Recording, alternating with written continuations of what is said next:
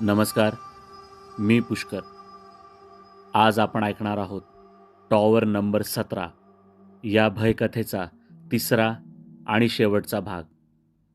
या भयकथेचे भाग पहिला आणि भाग दुसरा आपल्या ह्याच यूट्यूब चॅनलवर आधीच प्रदर्शित झाले आहे. ते ऐकले नसतील तर नक्की ऐका. आता आपण सुरुवात करतो आहोत टॉवर नंबर 17 भयकथेच्या तिसऱ्या भागाला. आधीच्या भागात आपण ऐकलं की निखिल आता सुजयच्या खोलीत झोपायला जातोय. सुजय म्हणजे कदम काका काकूंचा मुलगा. कारण काका काकूंनी जर रात्री आवाज दिला तर तो त्याला ऐकायला आला पाहिजे आणि त्याची पेईंग गेस्टची रूम तिथनं लांब होती. म्हणून तो सुजयच्या खोलीत झोपायला तयार झाला. काका काकूंनी देखील त्याला परवानगी दिली. आता निखिलला प्रश्न पडायला लागला होता की आपण या खोलीत झोपण्याचा निर्णय योग्य घेतलाय ना. त्याला खूपच टेन्शन आलं होतं, पण त्याला माहीत नव्हतं की येणारी रात्र ही त्याच्यासाठी खूपच भयावह, भीषण आणि भयानक ठरणार आहे.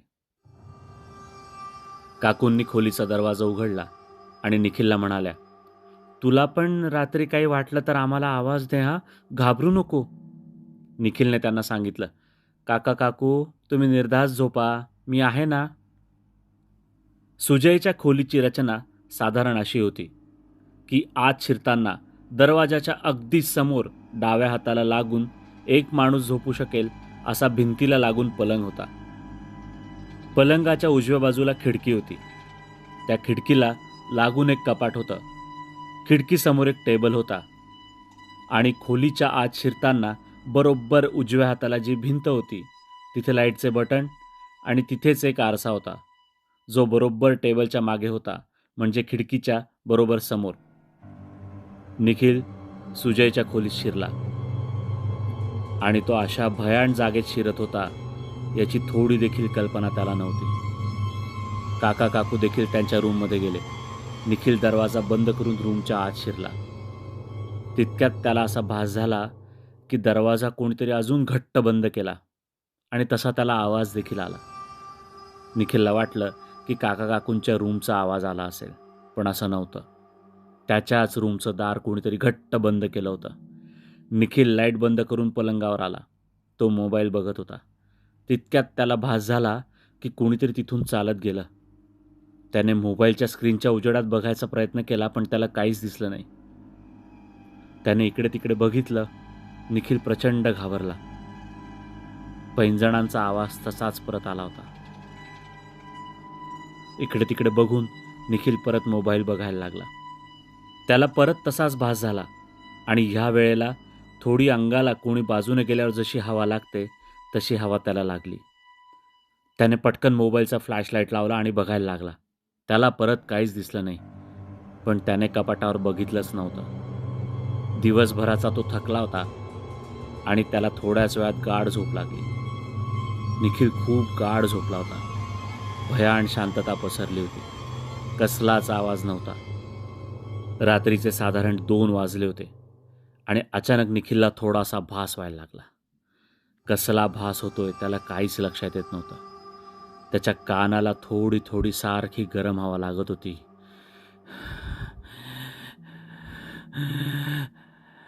निखिलला काहीच कळत नव्हतं की कसली गरम हवा आहे आणि तिथेच का लागते. त्याला जाग यायला लागली आणि त्याच्या लक्षात आलं की कोणीतरी आपल्याच बाजूला झोपून किंवा बसून श्वास घेतंय. जसा आपण श्वास सोडतो तेव्हा त्यातून गरम हवा येते ना, तशीच हवा त्याला लागत होती.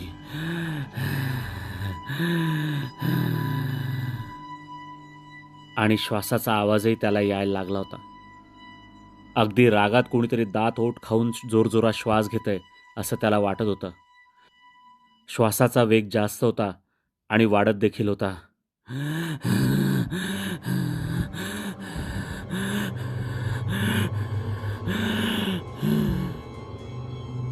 ही कल्पना फारच भयावह होती.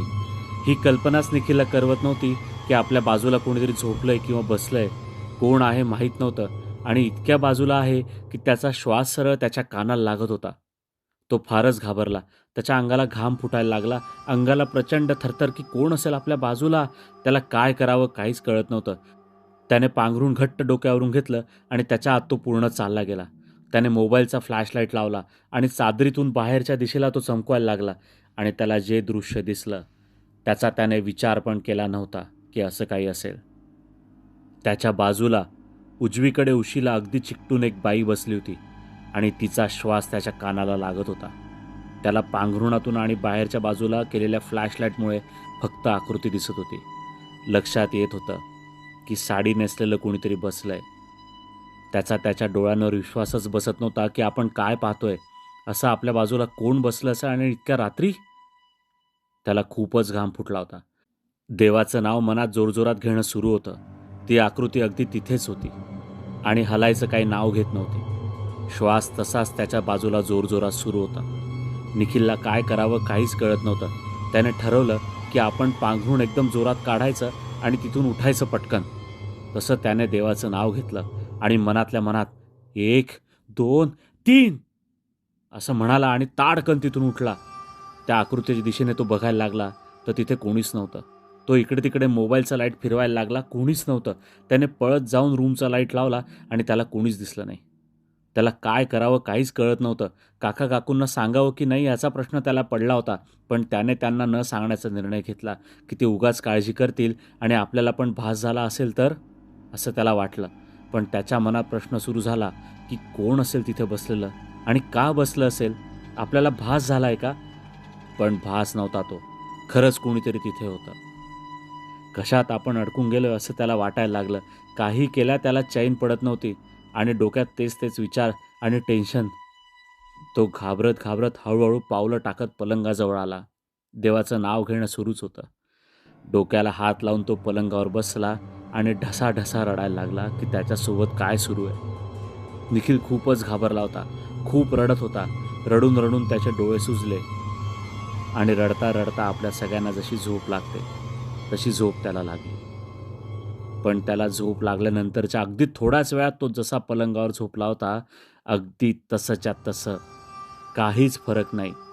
तशी त्याच्यावरती साधारण 3 फुटांवर एक बाई अधांतरी हवेत लटकलेली होती. निखिलला भास झाला आणि त्याने खाडकन डोळे उघडले. लाईट सुरूच होते. डोळे बघता क्षणी त्याला हवेत ते विचित्र असं काहीतरी दिसलं. कुठली तरी बाई वर लटकलेली. तो घाबरून जोरजोरात ओरडू लागला, आ आ आ. कारण लाल साडी नेसलेली बाई जी त्याला पार्किंगमध्ये दिसायची तीच बाई हवेत वर होती आणि अगदी बरोबर त्याच्यावर. पण त्याला जे वाटायचं की मान मोबाईलमध्ये असते तर तसं काहीच नव्हतं. त्या बाईला मुंडकच नव्हतं. त्यामुळे तो खूपच जास्त घाबरला. काहीतरी विचित्र त्याला दिसत होतं. अर्धवट कापलेलं शरीर आणि ते सगळं विचित्र. काका काकू निखिलचा आवाज ऐकून पळत पळत त्याच्या दारापर्यंत आले आणि ते दार उघडायचा प्रयत्न करायला लागले. पण दार काही केल्या उघडेना. ते पण बाहेरून ओरडायला लागले, निखिल निखिल काय झालंय? कशाला ओरडतोय? काय झालंय? कोण आहे आतमध्ये? निखिल झटापट करायला लागला तिथून उठायची आणि पळायची. पण त्याचा पाय सारखा खाली एका पिशवीला लागत होता आणि त्यात जडजड असं काहीतरी होतं, कडक एकदम. त्याच्या लक्षात आलं की त्या बाईच्या हातात जी पिशवी असायची पार्किंगमध्ये ही तीच पिशवी असेल.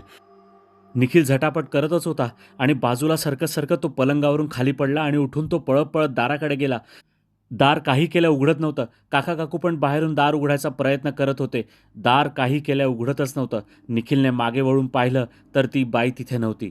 त्याने दुसरीकडे पाहिलं तर ती बाई कपाटावर जाऊन बसली होती आणि तिच्याकडे बघून निखिलला अजून जास्त भीती वाटायला लागली. कारण तिच्या हातात तिचंच मुंडकं होतं, पूर्ण रक्ताने माखलेलं.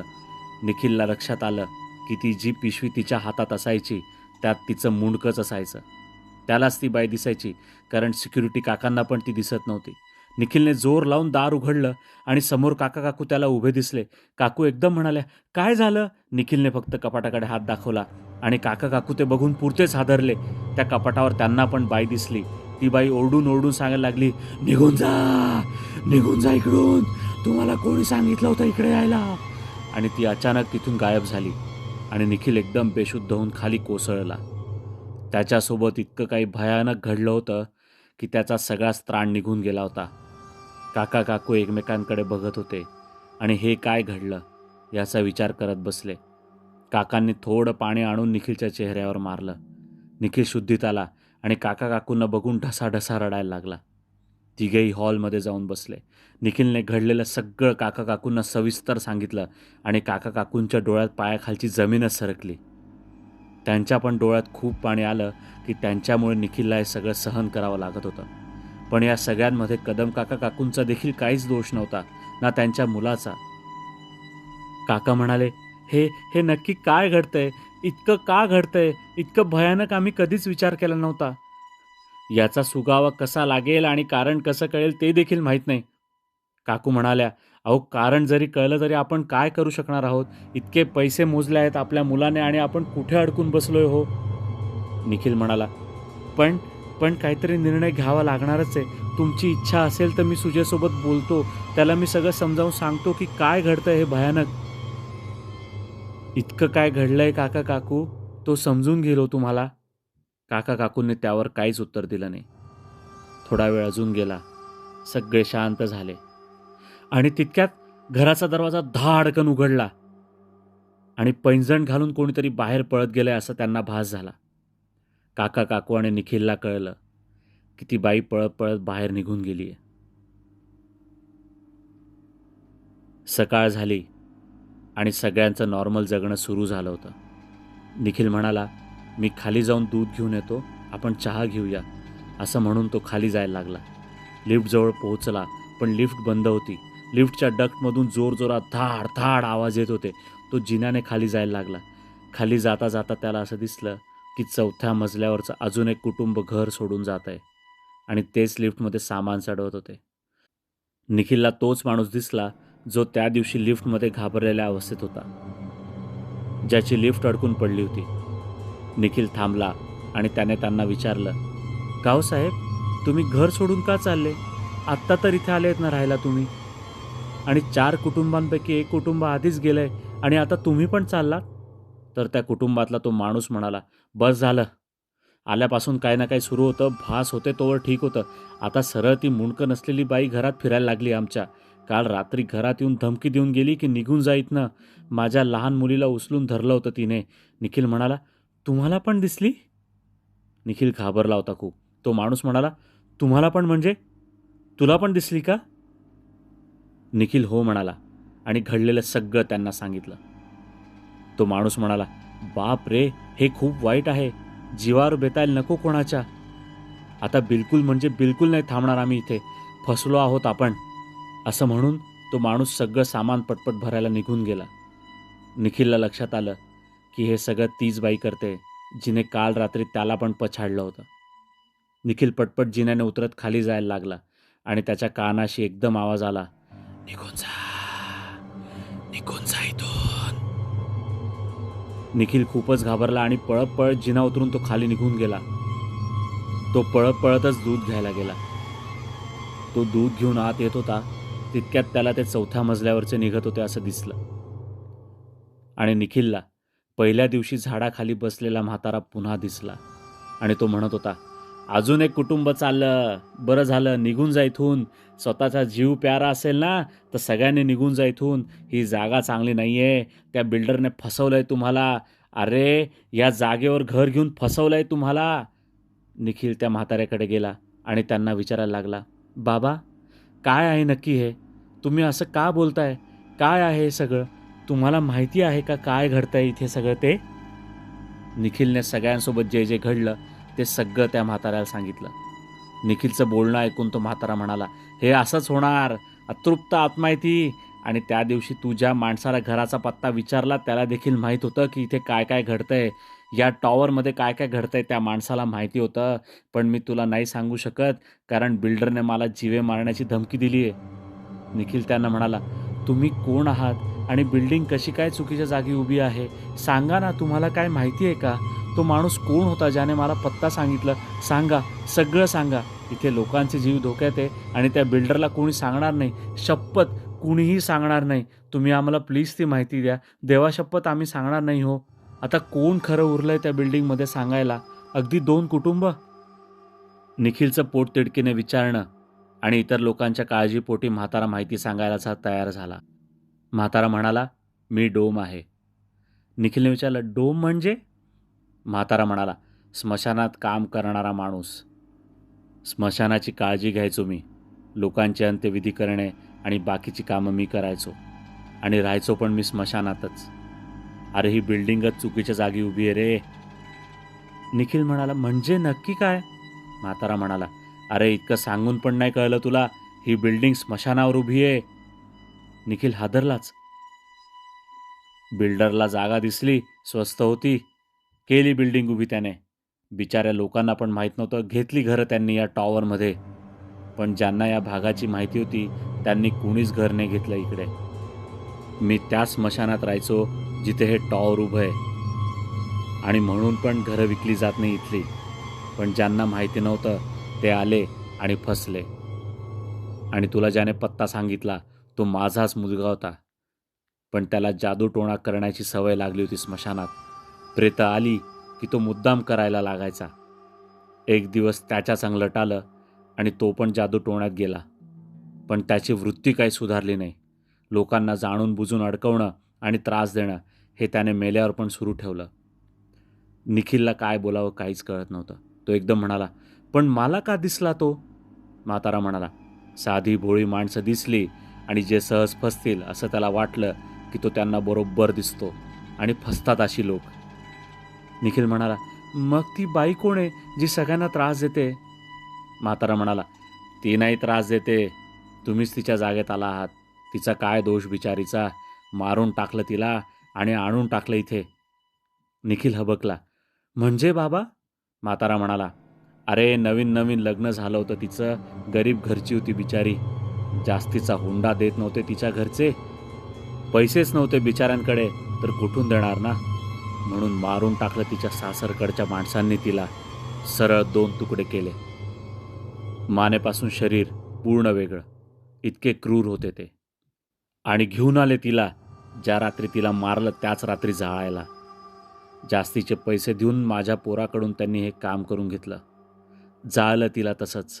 कोणाला कानोकान खबर नाही. मी कामाला नाही म्हणालो होतो, पण माझ्या पोराने हे काम पैशांसाठी केलं. आणि ती माणसं संतापात एकमेकांशी काय बोलत होती हे मी सगळं ऐकलं, म्हणून मला कळलं. निखिल म्हणाला, मग मग त्या माणसांचं काय झालं? त्यांना शिक्षा झाली पाहिजे ना? म्हातारा म्हणाला, तिने त्यांना एक एक करून मारलं. त्या घरातल्या सगळ्या लोकांना तिने मारलं. घेतला तिने तिचा बदला आणि माझ्या मुलाला पण मारलं तिने. कारण त्यानेच तिला जाळलं होतं ना. माझं घर पूर्ण संपलं त्यामुळे. पण तुम्हाला जर तुमचा जीव प्रिय असेल तर इथून निघून जा. ती आत्ता सध्या तुम्हाला फक्त धमकावते. पण काही दिवस जर अजून इथे थांबलात तर ती तुम्हाला देखील संपवेल. निघून जा इथून. निखिल म्हणाला, तुम्हाला पण ती बाई दिसते का आणि तुमचा मुलगा? म्हातारा म्हणाला, हो दिसतात ना. त्यांचं सगळं मीच बघितलं आहे ना, त्यामुळे मला पण दिसतात.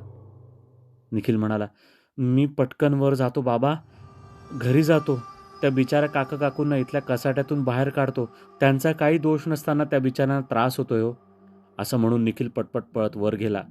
काका काकूंना सगळं समजावून सांगितलं की नक्की प्रकरण काय आहे. ही जमीन स्मशानाची आहे आणि त्यावर हे टॉवर नंबर 17 उभं आहे. ती बाई कोण आहे, तिच्यासोबत काय घडलंय, सगळं त्याने काका काकूंना सांगितलं. काका काकू खूपच घाबरले सगळं ऐकून आणि काकू म्हणाल्या, आपण सुजयला फोन करू आणि सगळं समजावून सांगू आणि घर सोडू लवकर आणि त्या बिल्डरवर केस करूया. सगळे पैसे परत पाहिजे आपल्याला, फसवलंय त्याने आपल्याला. काका म्हणाले, आत्ता आपण इथून निघूया आणि सुजयशी मी बोलतो, सगळं मी समजावून सांगेल त्याला. इथून निघण्याशिवाय आता आपल्याला पर्याय नाही. निखिल म्हणाला, हो आपण इथून लगेच निघूया काका काकू. जितकं शक्य असेल तितकं सामान घेऊ आणि निघू. काकू निखिलला म्हणाल्या, निखिल अरे बेटा, ते जे एकटं कुटुंब उरलंय ना त्यांना पण सगळं सांग रे आणि त्यांना पण निघायला सांगित ना. निखिल त्यांच्याकडे 5व्या मजल्यावर सांगायला गेला आणि त्यांचं दार वाजवलं तर दार उघडंच होतं आणि आतमध्ये सगळं कुटुंब खाली एका कोपऱ्यात घाबरून बसलं होतं, वर छताकडे बघत.